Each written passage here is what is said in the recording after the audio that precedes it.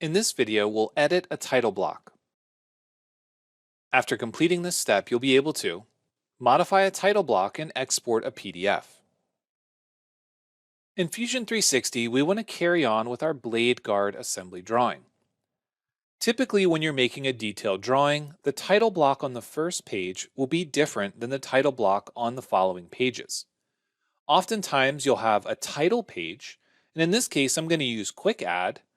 I'm going to drag it to the beginning of the design, and I'm going to place a base view using the home or isometric reference of my design, and I'm going to use the shaded style and simply place it in the middle of the design, and I'll use a larger scale, such as 4:1. If that doesn't fit, we'll use 2:1. For this new design, I want to modify the title block. If I need to manually enter values in the title block, I can double click on it and modify things such as the drawing number. Once I'm done with those properties, I can finish. However, if I want to simplify the title block, I can right click and I can use Edit Title Block. When we edit the title block, what we can do is create a new title block based on the current one, a new one from scratch, or we can import a DWG. We're going to say OK and make some modifications to the overall design of the title block. We can use create or modify tools such as trim. For example, if I want to trim these edges, I can remove that information. And in this case, maybe I only want to keep the project.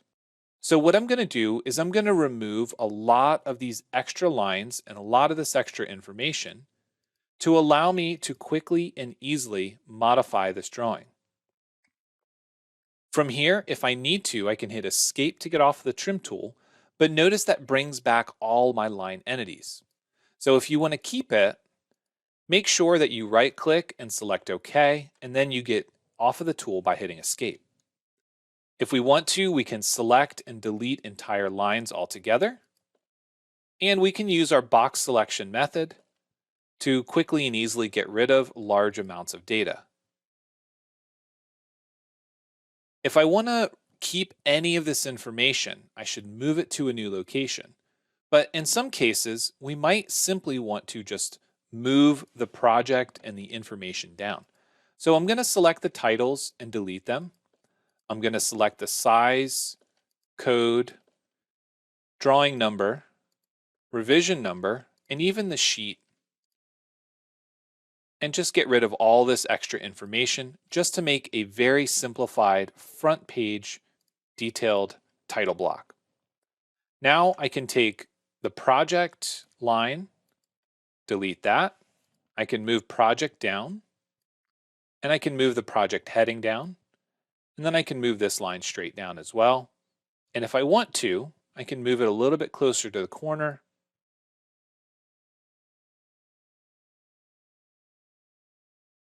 And I can bring this line over, and then we can use our trim tool. For trim, I can simply select the upper and lower portions I want to get rid of, and the inside and the outside, and once again I'll say OK. Once I'm done, I can select Finish, and now I have a very simplified title block for that first page.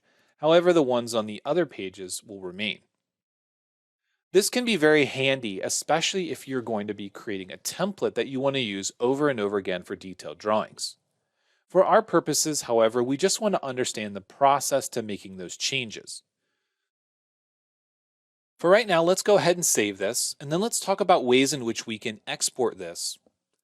We have an export option as a PDF, a DWG, a DXF, or a CSV for specific tables. This is handy if you want to export your parts list, but for us, we're going to be using Export PDF. We're going to use all sheets, we're going to open the PDF, and we're going to use the line weights option and say OK. We need to determine where to save this, and once it's done, it'll open it up for us. Notice here that we have our first drawing sheet, our second drawing sheet, and our third drawing sheet.